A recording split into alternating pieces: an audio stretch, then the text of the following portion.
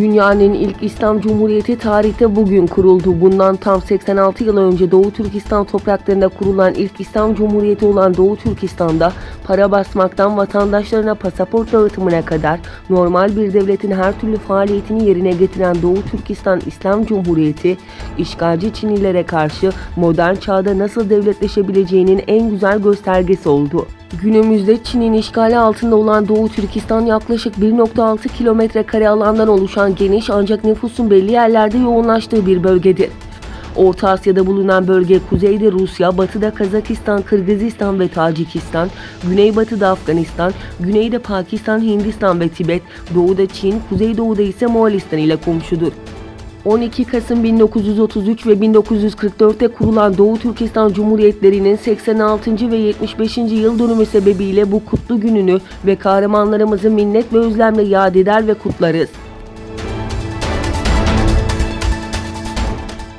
Doğu Türkistan'da tarihi Türk medeniyeti ve İslam'ı yok etme girişimleriyle dünyanın tepkisine maruz kalan Çin, İslamiyet ve Müslümanlarla alay etmeye devam ediyor. Gelen son bilgilere göre Çin'in tarihini unutturmak için sözde Sincan Uygur Özerk Bölgesi olarak adlandırdığı Doğu Türkistan'da camiyi konser salonu olarak kullandığı bildirildi. Pekin hükümeti Doğu Türkistan'daki milli ve dini değerleri yok etmek adına camileri, mezarları ve türbeleri yıkarak büyük bir kültür katliamı yapmaya devam ediyor. Gelen son bilgilere göre Doğu Türkistan'ın Toli beldesi Kazak asıllı idarecisi Kahraman Ahman'ın merkezi hükümetin cami yıkma talimatına karşı geldiği için tutuklandığı bildirildi.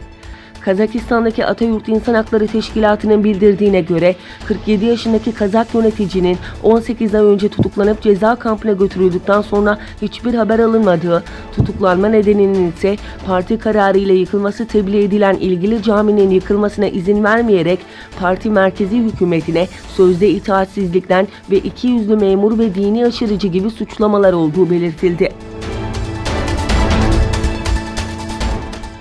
Dünya Uygur Kurultayı Başkanı Dolkun İsa, ABD Dışişleri Bakanı Mike Pompeo ile Berlin'de bir araya geldi. Bakan Pompeo'ya Doğu Türkistan'daki mevcut durumu anlatan Dolkun, ayrıca Doğu Türkistan'daki ceza kampları hakkında malumat verdi. Hong Kong'da aylardır süren protestolarda tansiyon düşmüyor. Polisin göstericilere karşı yeniden mermi kullanması infiale neden oldu. Gösteriler sırasında polis bir göstericiyi göğsünden vurdu. Olay anı Facebook üzerinden canlı olarak yayınlandı. Göstericinin durumunun kritik olduğu açıklandı. Facebook'ta yayınlanan görüntülerde bir göstericiyi gözaltına almaya çalışan bir polis memurunun yanlarına yaklaşan başka bir göstericiyi göğsünden vurduğu görülüyor. Görüntülerde birkaç saniye sonra polis memurunun iki el daha ateş ettiği ve başka bir göstericinin daha yere düştüğü görülüyor. Ayrıca Çin'in Hong Kong Özel İdari Bölgesi Baş Yöneticisi Carrie Lam, şiddet olayları devam ettiği sürece göstericilerin siyasi taleplerinin yerine getirilmeyeceğini belirtti. İngiltere, Fransa, Almanya ve Avrupa Birliği İran'ı nükleer anlaşmaya aykırı adımlarını geri almaya çağırdı. Yapılan ortak açıklamada İran, düşük seviyede zenginleştirilmiş uranyum stoklarına ilişkin azami sınırı aşan ve azami zenginleştirme sınırlarını geçen adımları da dahil olmak üzere nükleer anlaşmaya aykırı adımlarını geri almaya çağrıldı.